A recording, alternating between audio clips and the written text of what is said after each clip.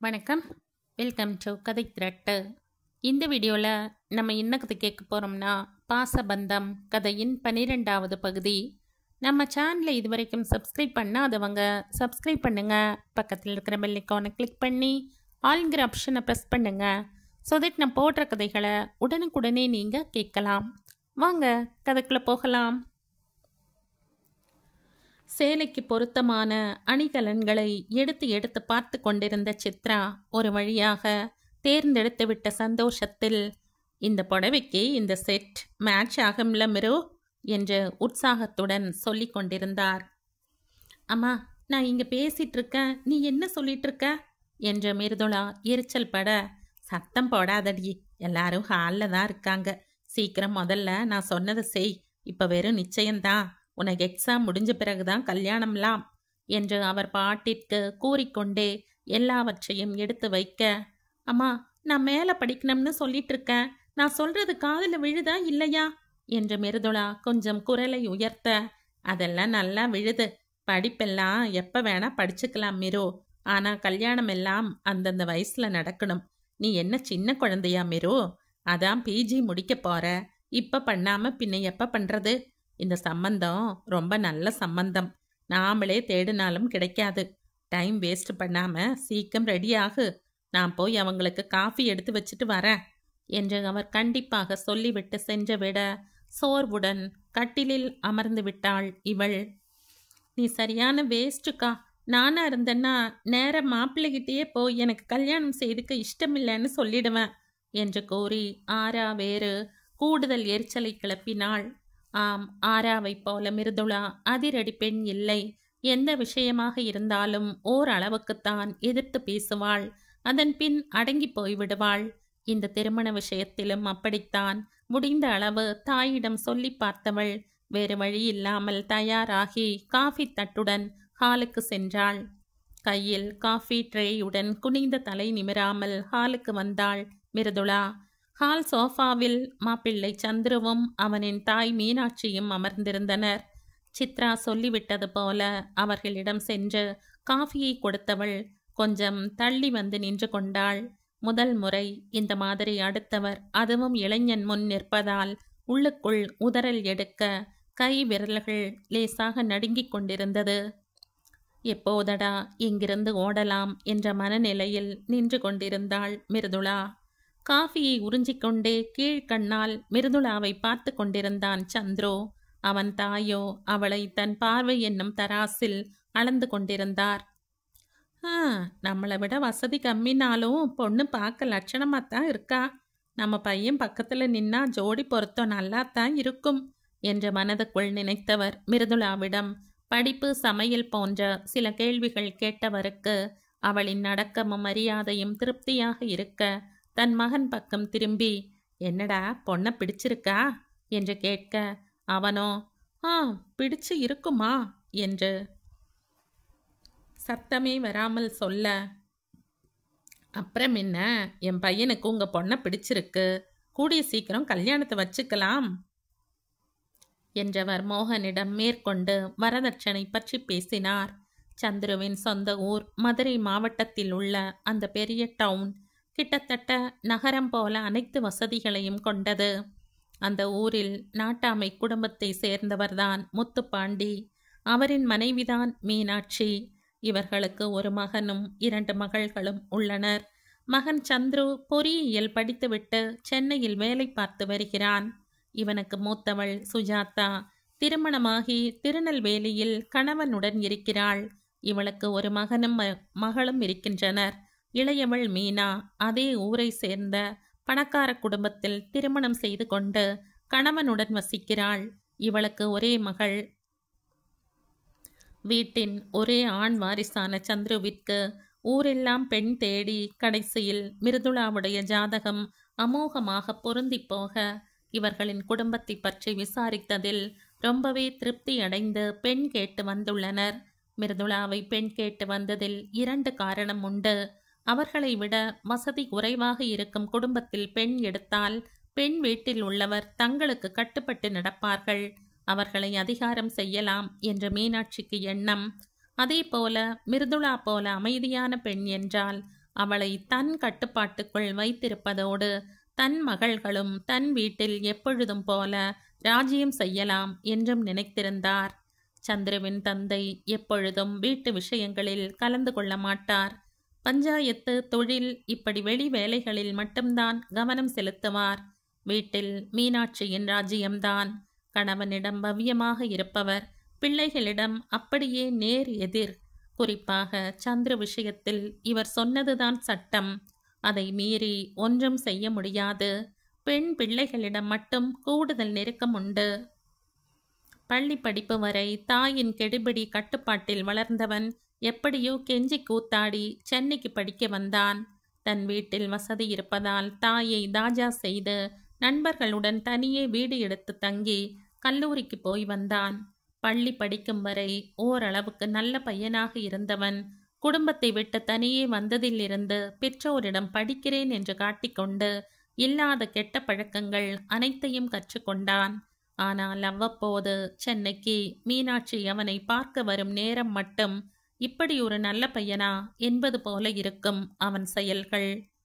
படிப்பை கற்றுக்கொண்டானோ இல்லையோ, மற்ற தேவையில்லாத பாடங்களை நாள் தவறாமல் கற்றுக்கொள்ள ஒரு வழியாக BE முடித்து அங்கேயே ஒரு பொறியியல் கம்பெனியில் வேலை செய்கிறான். அவனின் தந்தை இவனை ஊரில் வந்த தொழிலை பார்த்து கொள்ள சொல்லி எத்தனையோ முறை அழைத்தும் பெற்றோரின் கண்காணிப்பு இல்லாமல் சுதந்திரமாக இருக்கும் இந்த வாழ்க்கையை விட்டு வர அவன் விரும்பவில்லை. பிறகு வருகிறேன் என்று காலத்தை கழித்து கொண்டிருக்கிறான். இதனாலேயே இவனுக்கு ஒரு கல்யாணத்தை செய்து வைத்து வரப்போகும் மருமகளை தங்களுடன் வைத்து கொண்டால் அதன் பிறகாவது மகன் ஊருக்கு அடிக்கடி வருவதோடு ஊரோடு வந்து இருக்க வேண்டும் என்ற முடிவெடுப்பான் என்று நினைத்தார் மீனாட்சி. அத்தோடு வரப்போகும் பெண் அமைதியான பெண்ணாக இருந்தால்தான் தனக்கு கட்டுப்பட்டு ஊரில் இருப்பாள். இல்லையேல் அவனோடு சேர்ந்து கொண்டு சென்னையிலேயே தங்க ஆசைப்பட்டு தன்னிடமிருந்து மகனை நிரந்தரமாக பிரித்து விடுவாள் என்றும் கற்பனை செய்திருந்தார். இதற்காகவே அவர்கள் ஊரிலும் அக்கம்பக்கத்து ஊர்களிலும் எத்தனையோ பெண்களை பார்த்தனர். ஆனால் எதுவும் பொருந்தி வரவில்லை. வசதி இருந்தால் ஜாதகம் பொருந்தவில்லை. ஜாதகம் பொருந்தினால் பெண்ணின் குணம் திருப்தியாக இல்லை. இப்படி இவர்கள் பார்த்து கொண்டிருக்கும் பொழுதுதான் தெரிந்தவர் மூலம் மிருதுளாவின் குடும்பம் பற்றி தெரிய வந்தது. அடக்கமான பொண்ணு, பெத்தவங்க கிழிச்ச கோட்டை தாண்ட மாட்டா, அவ்வளவு அமைதி, தங்கமான குணம் என்று அவர் சொல்லவே மீனாட்சிக்கு பிடித்துவிட குடும்பத்தை பற்றி விசாரிக்கையில் அதுவும் திருப்தியாக இருக்க உறவினர் மூலம் ஜாதகம் வாங்கி பார்த்துவிட அதுவும் நன்றாக பொருந்திவிட இதோ பெண் பார்க்க வந்துவிட்டார்கள். மிருதுளா குடும்பத்தின் வசதி தெரிந்தும் பைக், இத்தனை பவுன் நகை, ரொக்கப்பணம் என்று வரதட்சணையை சட்டமாக கேட்டவர். எங்க அளவுக்கு நீங்க வசதி இல்லைனாலும் எங்க சொந்தக்காரங்க முன்னாடி நாங்க கௌரவமா சொல்ல வேண்டாமா? அதுக்குத்தான் இதெல்லாம். அதுவும் இல்லாம என் பொண்ணுங்களுக்கு இதை விட அதிகமாவே செஞ்சிருக்கோம். அதுல பாதியாவது எங்க வீட்டுக்கு வரப்போற. உங்க பொண்ணு கொண்டு வந்தாதான் உங்க பொண்ணுக்கும் நாத்தனார் முன்னாடி மரியாதையா இருக்கும் என்று வாழைப்பழத்தில் ஊசி ஏற்றுவது போல சொன்னவர் மிருதுளா திருமணம் முடிந்ததும் தங்களுடன் தான் இருக்க வேண்டும் என்றும் கூடிய விரைவில் மகனுக்கு மதுரைக்கு மாற்றல் வாங்கப் போவதாகவும் அதுவரை வாரம் தவறாமல் பையன் வந்து செல்வான் என்றும் கண்டிஷனாக சொல்லிவிட்டார். கிடைத்த இந்த சம்பந்தத்தை விட முடியாமல் ஒரு மனதாக அனைத்துக்கும் சம்மதித்தனர் மிருதுளாவின் பெற்றோர். அப்புறம் என்ன, பொண்ணுக்கு படிப்பு முடிய இன்னும் 4 மாசம்தான் இருக்கு. அதுக்கப்புறம் ஒரு நல்ல முகூர்த்தத்தில் கல்யாணத்தை வச்சுக்கலாம். ஊருக்கு போய் பையனோட அப்பா கிட்ட பேசிட்டு உங்களுக்கு சொல்றேன், நாங்க வரோம் என்றவர் வரோம்மா என்று மிருதுளாவிடமும் சொல்லிவிட்டு செல்ல சந்துரு வாசல் வரை இவளைத்தான் யாருக்கும் தெரியாமல் பார்த்து கொண்டு சென்றான். மிருதுளா ஃபோன் நம்பர் வாங்கலையே என்று நினைத்து கொண்டு சென்றான். அவன் கவலை அவனுக்கு. இங்கே ஆராவோ மிருதுளாவை கேள்வி கணைகளால் துளைத்து எடுத்து விட்டாள். மாப்பிள்ளை எப்படி இருக்காரு, உனக்கு பிடிச்சிருக்கா, தனியா பேசினாரா என்று வரிசையாக கேள்விகளை கேட்க மிருதுளாவிற்கு என்ன பதில் சொல்வது என்று தெரியவில்லை. பார்ப்பதற்கு நன்றாகத்தான் இருந்தான். உயரமாக, அதற்கேற்ற எடை, டக்கின் செய்யப்பட்ட ஃபார்மல் லுக் என்று ஸ்மார்ட்டாக இருந்தான். இருந்தும் பிடித்திருக்கிறதா என்று உடனே கேட்டால் மிருதுளாவிற்கு சட்டென்று சொல்ல முடியவில்லை. உடனே கேட்டா எப்படி யாரோ, பிடிச்சிருக்கா பிடிக்கலையா எனக்கு சொல்ல தெரியலடி என்று சொல்லிவிட்டு சென்று விட்டாள். இதென்னடா புதுசா வெக்கப்பட்டுக்கிட்டு போறா, ஒருவேளை இப்படித்தான் இருக்குமோ என்று நினைத்த ஆராவிற்கு மிருதுளாவை நினைத்து சிரிப்புதான் வந்தது. இங்கே ஊருக்கு சென்ற மீனாட்சி தன் கணவரிடம் எல்லாவற்றையும் சொல்ல, அவரும் ஒரு முறை சென்னை வந்து மிருதுளாவை பார்த்துவிட்டு சென்றார். அவருக்கும் இவளை பிடித்திருந்தது. சம்மதம் சொல்லிவிட மிருதுளாவின் இறுதி வருட தேர்வு முடிந்த சில நாட்களிலேயே திருமண தேதியை முடிவு செய்தனர். எல்லாம் முடிவான பிறகு 2-3 முறை மோகனுக்கு போனில் அழைத்து நலம் விசாரிப்பது என்று அவ்வப்போது பேசினான் சந்துரு. ஒரு வழியாக மிருதுளாவின் தேர்வுகள் முடிந்து திருமண நாளும் வந்தது. மாப்பிள்ளை வீட்டின் வசதிக்கு ஏற்ப ஊர் முழுவதும் பந்தல் போட்டு கெடா விருந்து ஏற்பாடு செய்து திருமணத்தை மிக பிரம்மாண்டமாக நடத்தினர். சந்துருவின் சகோதரிகள் தங்களது அண்ணனின் திருமணத்திற்கு வந்திருப்பது போல இல்லாமல் ஏதோ தங்களது பணக்கார மவுசை காண்பிக்க கிடைத்த சந்தர்ப்பம் இந்த திருமணம் என்பது போலவே சுற்றி கொண்டிருந்தனர்.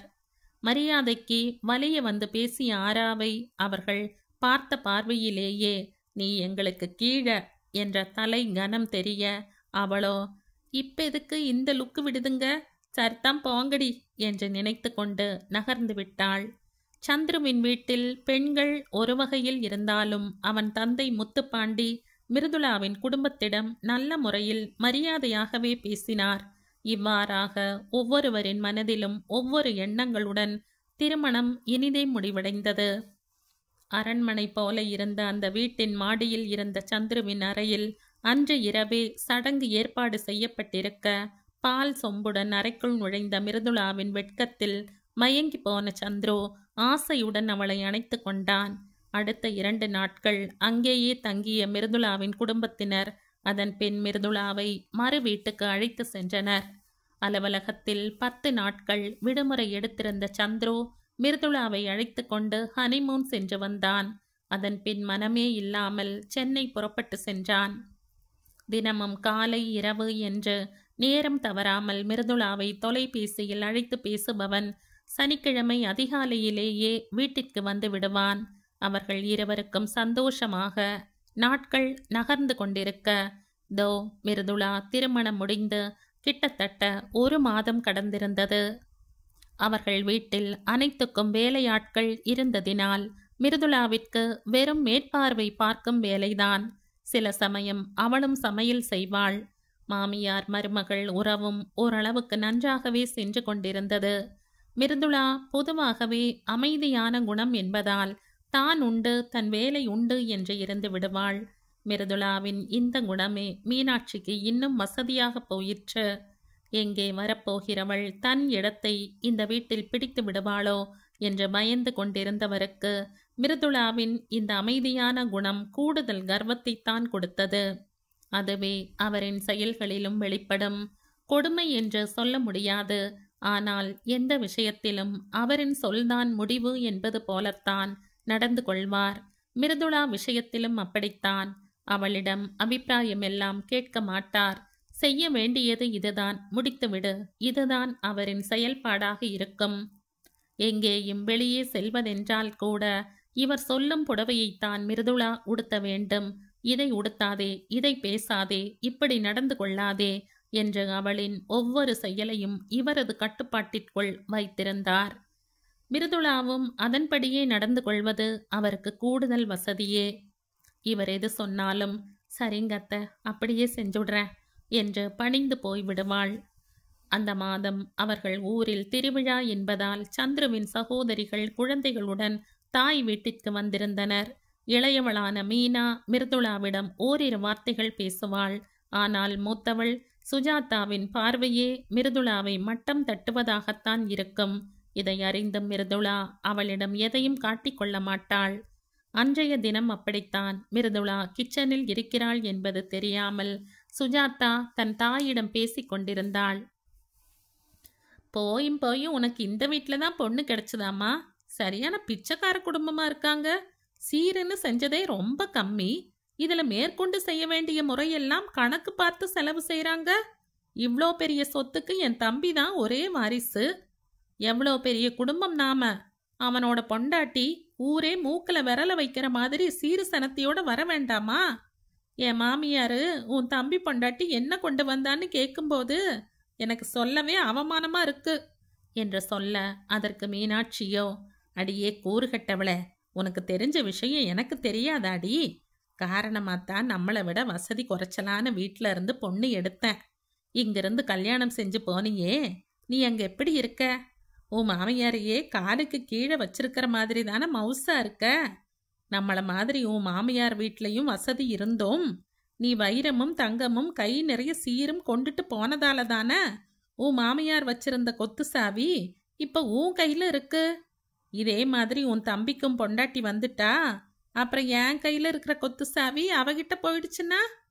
அதனால தான் வசதி குறைச்சல்னாலும் அமைதியான இந்த பொண்ணை தேர்ந்தெடுத்தேன் என்று இவர் நீண்ட விளக்கம் கொடுக்க, மகளோ, அதான பார்த்தேன், என்ன பெத்தவ காரணமில்லாம எதுவும் செய்ய மாட்டாளேன்னு என்று மெச்சிக்கொண்டாள். பரம்பரை பணக்காரர்கள் என்பதால் கடனை உடனே வாங்கி திருமணம் செய்யும் கஷ்டம் அவர்களுக்கு தெரியவில்லை. கையில் நிறைய பணம் இருப்பதால் எவ்வளவு செலவு செய்கிறோம் என்றே தெரியாமல் பணத்தை தண்ணீராக செலவு செய்து வைர தங்க ஆபரணங்களை சீராக பெற்றுக்கொண்டு சென்ற சுஜாதாவிற்கு மிருதுளாவின் நிலைமை புரியவில்லை. இனி புரியவும் வாய்ப்பு இல்லை. இவை அனைத்தையும் கேட்டுக்கொண்டிருந்த மிருதுளாவிற்கு கண்களில் நீர் நிறைந்து விட்டது. அவை சொட்டுதலாக தரையில் விழ அதை பார்த்துவிட்ட சமையல் செய்யும் பெண், என்ன ஆச்சுமா, ஏன் அடறீங்க என்று கேட்க, சட்டென்று தன்னை சமாளித்து கொண்டவள், அதெல்லாம் ஒன்றும் இல்லக்கா, வெங்காயம் ரொம்ப காரமாக இருக்கு போல, அதான் கண்ணில் இருந்து தண்ணி வந்துட்டே இருக்கு என்று சொன்னவள் கண்களை துடைத்து கொண்டு வேலை செய்யும் சாக்கில் பின்பக்கம் சென்று விட்டாள்.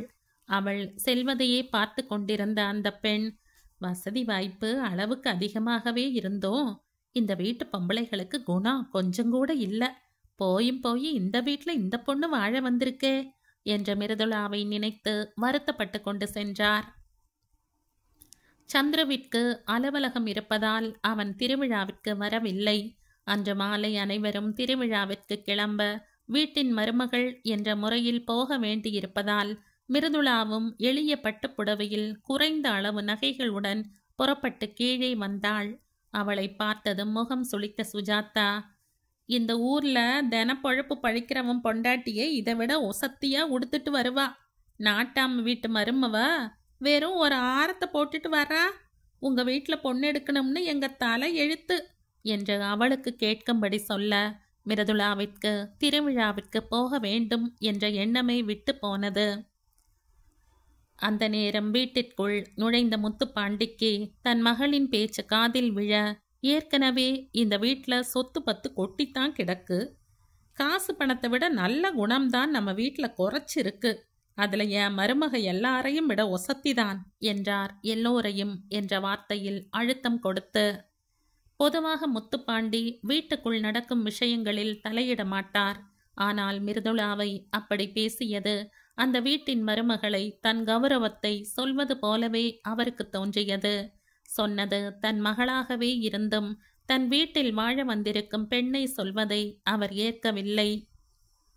பின் தன் மனைவியை அழைத்தவர், மீனாட்சி, நம்ம ரூம் பீரோவில் நம்ம குடும்ப பரம்பரை நகைங்க இருக்குல்ல, அதை எடுத்துட்டு வா என்று கட்டளையிட, அவர் சென்று எடுத்து வந்ததும், இதையெல்லாம் நம்ம மருமகிட்ட கொடு, என்னைக்கு இருந்தாலும் இதெல்லாம் அவளுக்குத்தானே சொந்தம் என்றவர் மிருதுளா பக்கம் திரும்பி, இதில் உனக்கு எது பிடிச்சிருக்கோ எடுத்து போட்டுட்டு போத்தாயி என்று சொல்ல, சுஜாதாவுக்கோ சிறு வயதில் இருந்து இந்த நகைகளை எல்லாம் பார்த்து பார்த்து அதன் மேல் மனதின் ஓரத்தில் ஆசை இருக்க, இப்பொழுது அவற்றை எல்லாம் பெட்டியோடு மிருதுளாவிற்கு தன் தந்தை தூக்கி கொடுப்பதை பார்க்கும்போது, பிச்சைக்கார குடும்பத்தில் பிறந்த இவளுக்கு வந்த வாழ்வை பாரு என்று மனதுக்குள் வயிற்றெரிச்சலாக இருந்தது.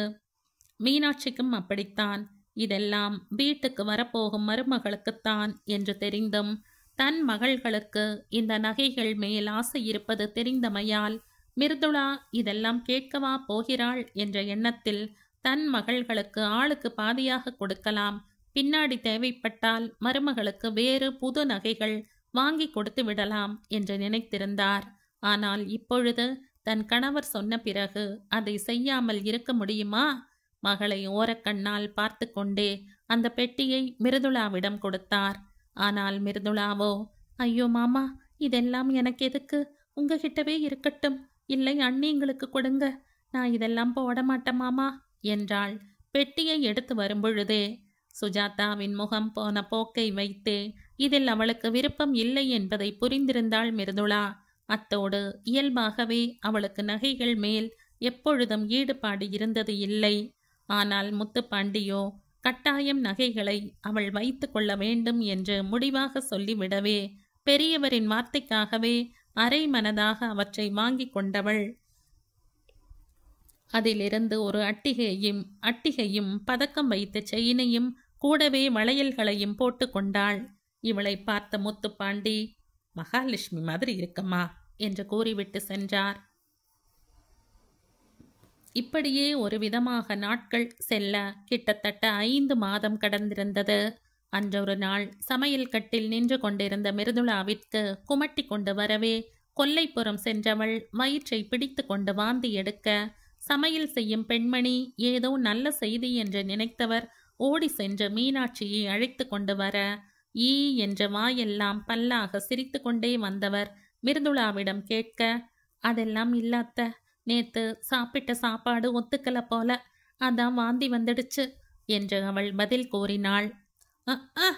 ஒன்றும் இல்லையா, ஏதோ நல்ல செய்தியோன்னு சந்தோஷப்பட்ட.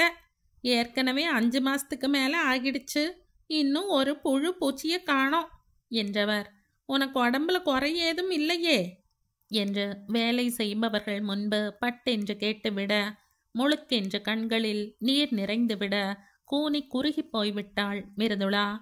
அப்படியெல்லாம் ஒன்றும் இல்ல அத்தை என்று பதில் சொன்னவளின் குரல் அவளுக்கே கேட்கவில்லை. அப்போ நீயா எதுவும் தள்ளி போட்டுட்டு இருக்கியா என்று அடுத்த நெருப்பை அவர் வீச கலங்கி போய் நின்று இருந்தவளுக்கு அழுகையே வந்துவிட்டது. அதெல்லாம் எதுவும் செய்யல அத்தை என்று மென்று முழுங்கி வார்த்தையை சொன்னவளுக்கு அங்கு நிற்கவே கசந்தது. நீயா எதையும் செஞ்சிட்டு இருக்காம கூடிய சீக்கிரம் பிள்ளை பெத்துக்கிற வழியை பாரு என்று கூறிவிட்டு சென்றார் மீனாட்சி. அவர் சென்றதும் அழுகையுடன் தன் அறைக்கு சென்று விட்டாள் மிருதுளா. ஆயினும் இங்கு நடந்ததை சந்திரவிடம் அவள் சொல்லவில்லை. குழந்தை என்பது நம் கையிலா இருக்கிறது, வைத்து கொண்டே மறைத்து வைப்பதற்கு? அது இயற்கை நமக்கு கொடுக்கும் வரமல்லவா? யார் யாருக்கு எப்பொழுது என்று அந்த ஆண்டவன் தானே தீர்மானித்திருக்கிறான். இந்த உலகத்தில் வேறு எந்த பொருளையும் பணம் கொடுத்து வாங்கிவிடலாம். ஆனால் குழந்தை வரத்தை கோடி கோடியாக கொட்டி கொடுத்தாலும் வாங்க முடியாது. அதிவேகமாக வளர்ந்து வரும் அறிவியல் மருத்துவத்தால் கூட சில பேருக்கு குழந்தை பாக்கியம் கிடைப்பது இல்லையே. இதை என்னவென்று சொல்ல? குழந்தை என்னும் பொக்கிஷத்தின் சாவி அந்த கடவுளிடம் மட்டும்தான் இருக்கிறது. அதை எப்பொழுது தர வேண்டுமோ அப்பொழுது நிச்சயம் நமக்கு தருவார். இதை மீனாட்சி போன்ற மனிதர்கள் புரிந்து கொள்ள வேண்டும். இந்த நிலையில் இந்த சம்பவம் முடிந்து 1 மாதம் சென்றிருந்த நிலையில் காரில் சென்று கொண்டிருந்த முத்துப்பாண்டி விபத்தில் சிக்கி உயிரிழந்தார். செய்தி கேட்டு மயங்கி சரிந்தார் மீனாட்சி. சந்துரு அலுவலகத்தில் விடுப்பு எடுத்துக்கொண்டு உடனே ஊருக்கு கிளம்பி வந்தான். இங்கே மயக்கத்தில் இருந்து தெளிந்த மீனாட்சி, ஐயோ, நேத்து வரைக்கும் கல்லு மாதிரி இருந்த மனுஷன் இன்னைக்கு இப்படி போயிட்டாரே, நான் எங்க போய் முறையிடுவேன் என்று அழுது கரைந்தவர் மிருதுளா பக்கம் திரும்பி, எல்லாம் இவ வந்த நேரம். என்னைக்கு இவ இந்த வீட்டில் கால் எடுத்து வச்சாலோ அன்னையிலிருந்து இந்த வீட்டில் எதுவுமே சரியில்லை. அடி பாதகத்தி, நீ நல்லா இருப்பியடி, என் தாலி அறுத்துட்டியே என்று அவர் இவளை குற்றம் சாட்ட அதிர்ந்து போனாள் மிருதுளா. அத்தை, நான் என்று பதறிப்போய் பேசப்போனவளை ஆங்காரமாக தடுத்தவர், வாய மூடிடி, வசதி இல்லைனாலும் போனா போகுதேன்னு உன்னை என் பையனுக்கு கல்யாணம் செஞ்சு கூட்டிட்டு வந்தனே. ஆனா நீ இப்படி ராசி இல்லாதவளா இருப்பேன்னு தெரியாம போச்சே. நீ ராசி கெட்டபடி, அதனாலதான் உன் வயிற்றுல இன்னும் ஒரு புழு பூச்சி கூட உருவாகல என்றவர் மேற்கொண்டு ஏதேதோ பேசிக்கொண்டே போக மிருதுளாவோ எதிர்த்து பேச முடியாமல் அழுகையுடன் தன் அறைக்கு சென்று விட்டாள். இறுதி காரியம் முடித்து வீட்டிற்கு வந்த சந்துருவிற்கு யார் மூலமாகவோ இதெல்லாம் தெரிய வர நேரே மிருதுளாவிடம் சென்றவன் அவளது உடைமைகளை எல்லாம் பெட்டியில் எடுத்து அடுக்கி வைக்க சொன்னவன் மீனாட்சியிடம் சென்று, நான் என் பொண்டாட்டிய சென்னைக்கு கூட்டிட்டு போறேன் என்று சொல்லிவிட, அதற்கும் வானத்துக்கும் பூமிக்கும் குதித்தவர், என் புருஷனைத்தான் என்கிட்ட இருந்து பிரிச்சுட்டு போனா, இப்ப என் பையனையும் பிரிச்சுட்டு போறாளே என்று மீண்டும் மிருதுளாவை பொறிந்து வசைப்பாட, அம்மா சும்மா கத்தாதம்மா, அவளுக்கும் உங்களுக்கும் ஒத்து போகல. அவ இங்க இருந்தான்னா உங்களுக்கும் அவளுக்கும் சண்டை தான் வரும். அதனால நாங்க சென்னைக்கே போறோம், கொஞ்ச நாள் கழிச்சு ஊருக்கு வரோம் என்று முடிவாக சொன்ன சந்துரு அடுத்த 10 நாட்களில் மிருதுளாவை கூட்டிக் கொண்டு சென்னைக்கே புறப்பட்டு விட்டான். தன் கணவனின் செயலில் நெகிழ்ந்து போன மிருதுளா நிம்மதி பெருமூச்சுடன் சந்துருவுடன் சென்னைக்கு கிளம்பி போனாள். ஆனால் அங்கே போய் அவனுடைய இன்னொரு முகத்தை பார்க்க போகிறோம் என்று அப்பொழுது மிருதுளா எதிர்பார்த்திருக்க மாட்டாள். மிருதுளாவும் சந்துருவும் சென்னைக்கு வந்து கிட்டத்தட்ட 1 மாதத்திற்கு மேல் ஆகிறது. இடையில் முத்துப்பாண்டியின் 16ஆம் நாள் காரியத்திற்கு சென்று வந்தனர். அப்பொழுதும் மீனாட்சி மிருதுளாவை கரைத்து கொட்டினார். அதுவும் சொந்தங்கள் முன்பு பூனை மாதிரி இருந்து கொண்டு தன் பிள்ளையை மயக்கி விட்டதாகவும் தலையணை மந்திரம் போட்டு விட்டதாகவும் போன்ற கீழ்த்தரமான வார்த்தைகளை பயன்படுத்தி அனைவர் முன்னிலையிலும் அருவருப்பாக பேசவும் மிருதுளாவிற்கு கண்களில் நீர் நிறைந்து விட்டது. சந்துரு தன் தாயிடம் எவ்வளவோ சமாதானம் செய்தும் அவர் காதில் வாங்கவே இல்லை. இறுதியில் எக்கேடு கெட்டு போங்கள் என்று சொல்லிவிட்டு சென்னைக்கு திரும்பிவிட்டான். மிருதுளா சென்னை வந்ததை கேள்விப்பட்டு ஒரு விடுமுறை நாளில் அவளின் பெற்றோரும் ஆராவும் இவளை பார்க்க வந்திருந்தனர். திடீரென்று இங்கே கிளம்பி வந்ததை பற்றி மிருதுளா பெற்றோர் விசாரிக்க நடந்ததை சொன்ன சந்துரு, அதனால தான் மாமா, அங்கிருந்தா இன்னும் இவங்களுக்குள்ள பிரச்சனை அதிகமாகும்னு தான் இங்கேயே கூட்டிட்டு வந்துட்டேன். அப்புறம் கொஞ்ச நாள் கழிச்சு போகலாம்னு இருக்கேன் என்று சொல்ல, ஓ அப்ப சரி மாப்ள என்று கேட்டுக்கொண்டனர் பெரியவர்கள். அதன் பின் வீட்டை சுற்றி பார்த்து மகளுக்கு வசதியாக இருக்கிறதா என்பதையும் சுற்றுப்புறத்தை பற்றி மருமகனிடம் விசாரித்துவிட்டு சிறிது நேரம் இருந்தவர்கள் தங்கள் வீட்டிற்கு கிளம்பி சென்றனர். நேரம் கிடைக்கும் பொழுது சித்ராவும் ஆராவும் மிருதுளாவை வந்து பார்த்துவிட்டு சென்றனர். மிருதுளாவின் வீடு ஆராவின் கல்லூரிக்கு பக்கம் என்பதால் சில சமயம் ஆரா மட்டும் கல்லூரி முடிந்து இங்கே வந்து சிறிது நேரம் அக்காவுடன் இருந்துவிட்டு சென்றாள். இங்கே வந்த பிறகும் ஊரில் நடந்த விஷயம் மிருதுளா மனதில் முள்ளாக இருக்க, அதுவே அவள் செயல்களிலும் வெளிப்பட, எப்பொழுதும் மீனாட்சி சொன்னதை நினைத்து மிருதுளா அழ, அது சந்துருவின் கோபத்தை அதிகப்படுத்த, சில சமயம் அந்த கோபம் வாய் வார்த்தைகளாக வெளிப்படும். அன்றொரு நாள் அப்படித்தான். இரவில் மிருதுளாவிடம் சந்துரு நெருங்க, அவளுக்கோ மீனாட்சி சொன்ன தலையணை மந்திரம் செய்துவிட்டாள் என்ற வார்த்தை மனதுக்குள் உறுத்த, தலைவலி என்று அவனை தவிர்த்தாள். ஆசையோடு வந்தவனுக்கு மிருதுளாவின் மறுப்பு கோபத்தை ஏற்படுத்த, அந்த கோபத்தில் அவளிடம் சண்டை போட, மிருதுளாவோ அழுது கொண்டு அவன் தாய் சொன்னதை மறுபடியும் நினைவு கூற, அதில் எரிச்சல் அடைந்த சந்துரு, இப்படியே அழுதுட்டு இருந்தீனா உங்க அம்மா வீட்டுக்கு போயிடு, என் உயிரை வாங்காத, ச மனுஷ சந்தோஷமா இருக்க முடியுதா இந்த வீட்ல என்று சொல்லிவிட்டு இரவு நேரம் என்றும் பாராமல் அவளை விட்டு விட்டு வெளியே சென்று விட்டான். சந்துரு திரும்பி வரும்பொழுது சற்று தள்ளாட்டத்துடன் வரவும் அவன் குடித்திருக்கிறான் என்பதை தெரிந்து கொண்ட மிருதுளா அதிர்ச்சியடைந்தாள். சந்துரு குடிப்பான் என்று இவள் கனவிலும் நினைத்து பார்க்கவில்லை. இதில் வந்தவுடன் இவளிடம் சண்டை வேறு போட்டவன் ஒரு கட்டத்தில் அவளை கட்டாயப்படுத்த அவள் மறுக்க, அதில் வெறி ஏறியவன் அவளை ஓங்கி பளார் என்று அடித்து விட்டான்.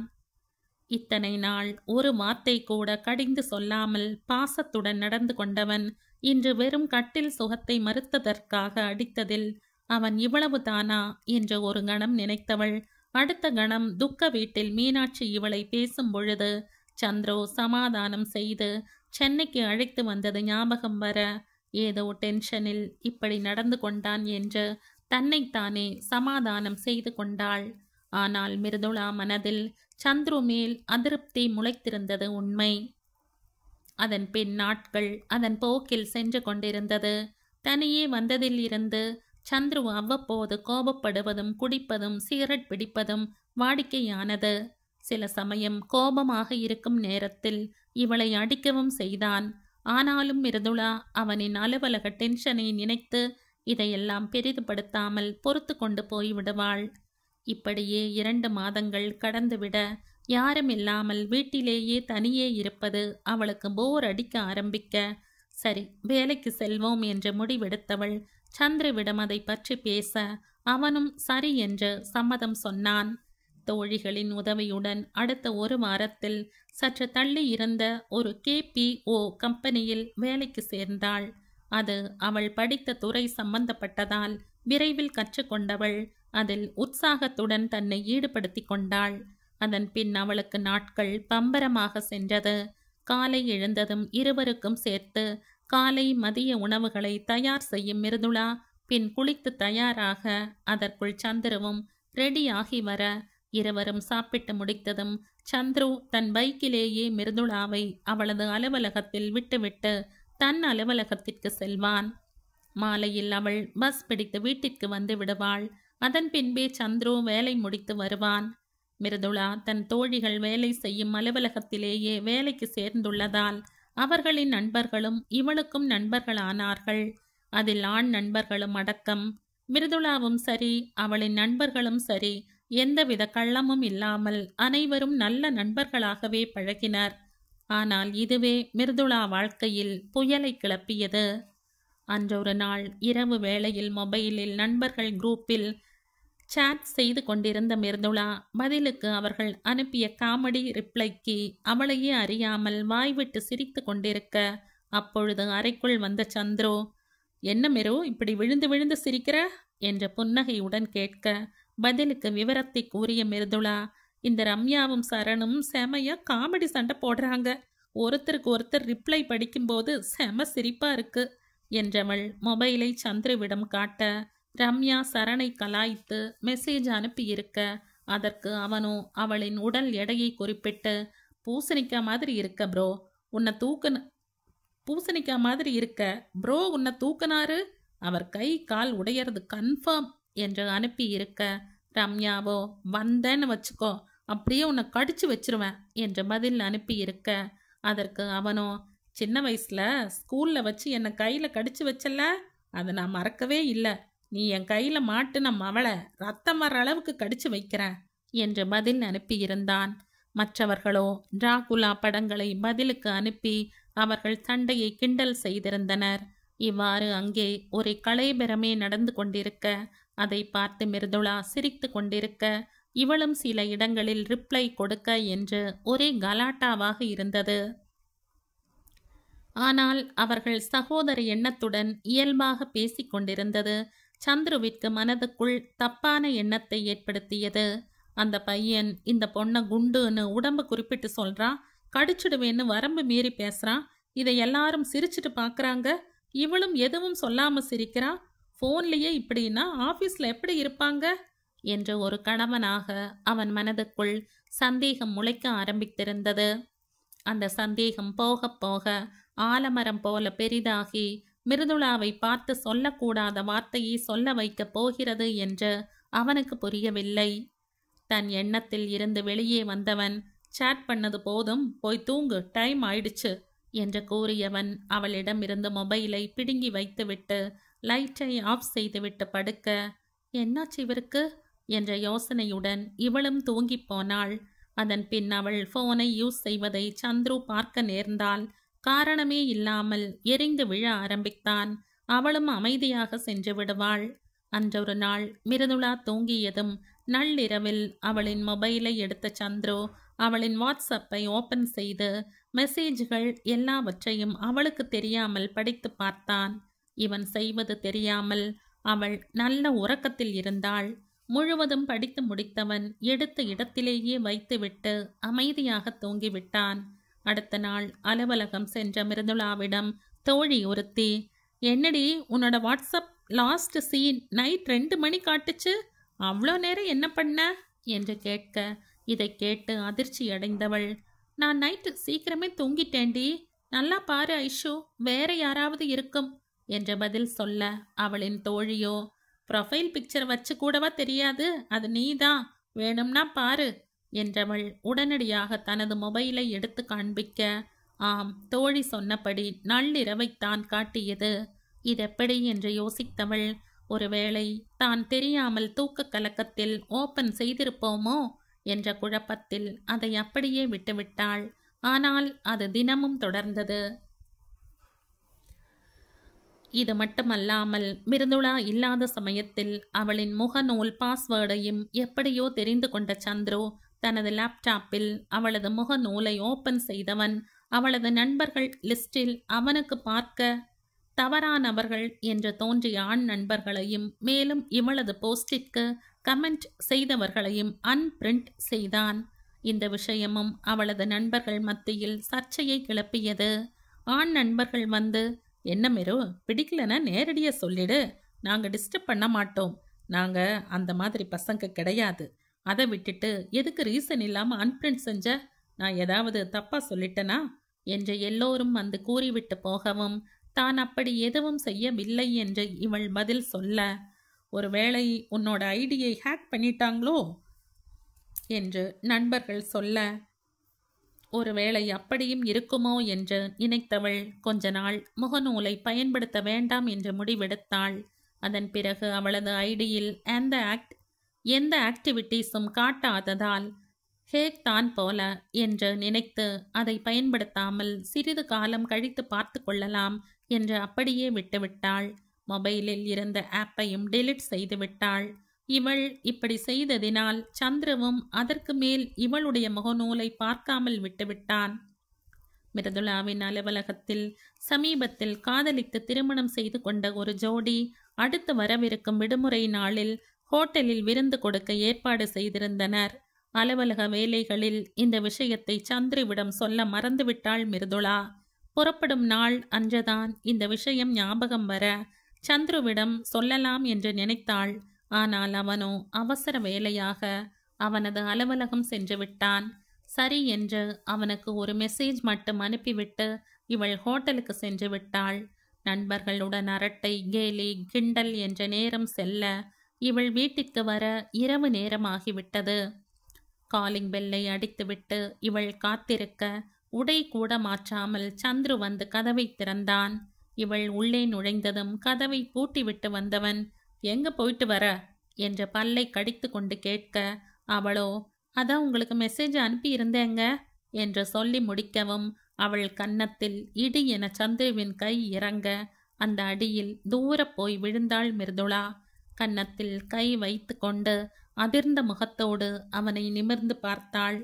அவன் அடித்த அடியில் கண்கள் கலங்கிவிட கன்னத்தில் கை வைத்து கொண்டு தன் கணவனையே மிருதுளா பார்த்து கொண்டிருக்க அவள் அருகில் வந்து அவள் முடியை கொத்தாக பற்றி தூக்கியவன், கொழுப்பு கூடிடுச்சாடி உனக்கு, என்ன தைரியம் இருந்தா என்கிட்ட ஒரு வார்த்தை கேட்காம ஊர் சுத்த போயிருப்ப, அதுவும் இவ்வளோ நேரம் கழிச்சு வருவ, என்னை பார்த்தா உனக்கு எப்படி தெரியுது என்ற கண்களில் கொலை வெறியுடன் அவள் முகத்துக்கு அருகில் கர்ஜிக்க மிருதுளாவிற்கு உடம்பெல்லாம் ஜில்லிட ஆரம்பித்தது.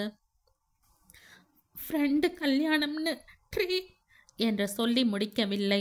அதற்குள் இடை புகுந்தவன், வாய மூடடி, எவ ட்ரீட் கொடுத்தா உனக்கு என்னடி, நீ எதுக்கு போற, சோத்துக்கு வக்கில்லாமையா இருக்க, நீ நல்ல வாய்க்கு ருசியா சாப்பிடத்தானே செய்யற என்று கேட்கவும் அதிர்ந்து அவன் முகத்தை பார்த்தவள், ஏன் இப்படியெல்லாம் பேசுறீங்க, ஃப்ரெண்டு தானே என்ற வார்த்தைகள் தந்தி அடிக்க பதில் சொல்ல அவள் முடியை இன்னும் இறுக அவன் பிடிக்க அந்த வலியில் வலிக்குதுங்க ப்ளீஸ் என்றபடி மிருதுளா முகத்தை சுருக்க, இனிமே ஃப்ரெண்டு யார் கூடையாவது வெளியே போன காலை உடைச்சிடுவேன் என்று மிரட்டியவன் அப்படியே அவளை தள்ளிவிட்டு தன் அறைக்கு சென்று விட்டான்.